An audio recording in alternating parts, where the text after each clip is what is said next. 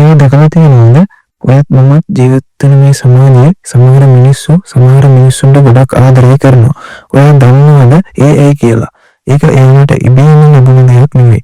අද මේ වීඩියෝ තුලින් කතා කරන්න යන්නේ කොහොමද මේ විදිහට ආකර්ෂණ ලබා ගන්න පුළුවන් කරුණු පහක් ගැන.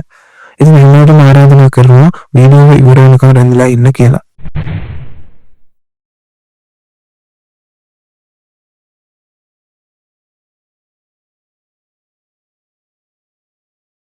අංක 1. අනිත් කෙනා ගැන උනන්දුවක් දක්වන්න. මිනිසා ස්වභාවයෙන්ම අනිකා ගැන ආකර්ෂණය වෙන්නේ ඔවුන් කෙරෙහි තව කෙනෙක් අවධානය යොමු කරන විටයි. ඔයා අනිත් අය සමග කතා කරද්දී එයාගේ කතාවට සමන් දෙන්න. බාධා කර සමන් දෙන්න. ඒ වගේම එයා කතා කරපු දේවල් මතක තියාගන්න උත්සාහ කරන්න.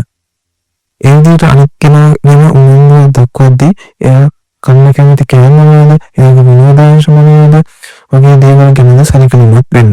මේවරම ඔයාලට පුළුවන් තව කෙනෙක් ඔයාලට ආකර්ෂණය කරගන්න. අංක 2. අනිත් කෙනාට කරුණාව සහ ගෞරව කරන්න. ඔයා තව කෙනෙක් එක්ක කතා කරද්දී ඒ කෙනාට ආචාරශීලීව කරුණාවෙන් ගෞරවයෙන් කතා කරන්න පුරුදු වෙන්න. අවංකව මිනිසුන්ට ප්‍රශංසා කරන්න. කේලම් කියනවා වගේ දේවල් තව කෙනෙක්ව පහත් වෙන විදියට කතා කරන්න එපා.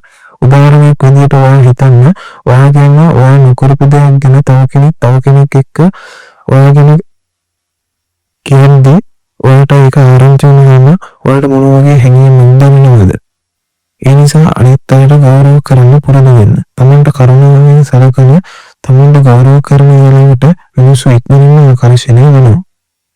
අංක 3. ඔබේ පෙනුම සහ ශක්තිය.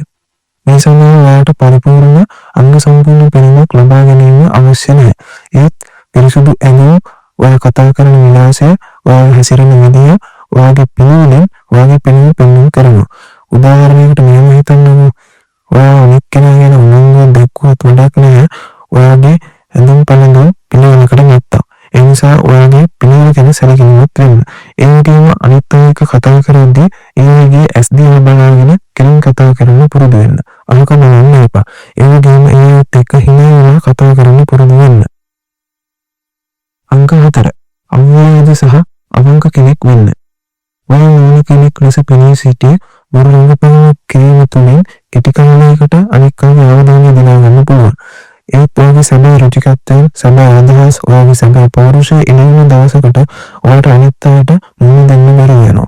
මේ නිසා ඔයා විකෘතව අවංකව බොරු රංගපෑම නැතුව අනික් අය සමග කටයුතු කරන්න. මේ වරා ඔයාට පුළුවන් තව කෙනෙක් ඔයාට ආකර්ෂණය කරගන්න. අංක 5. තමන් ගැන විශ්වාස කරන්න පුරුදු වෙන්න. විශ්වාස කියලා කියන්නේ ශබ්ද නගා හයියෙන් කතා කිරීම හෝ රංගපෑම නෙමෙයි. ඒ අදහස් කරන්නේ ඔයා කවුද යන්නේ. හොඳ ඉරියව්, පැහැදිලිව කතා කිරීම වැනි සරල දේවල් වලින් ඔයාගේ විශ්වාසය ගොඩනගෙනවා. හැම කෙනෙක්ම විශ්වාසපත් කිරීම වෙනුවට ඔයා පුරුදු වෙන්න තමන්ව පුළුවන් තරම් සතුටු කරන්න. තවත් කෙනෙක් මෙයාට වගකීම බාර ගන්න පුළුවන් වගේ දේවල් කතා කරද්දී තමයි ඔයාට තව කෙනෙක් ආකර්ෂණය කරගන්න පුළුවන් වෙන්නේ.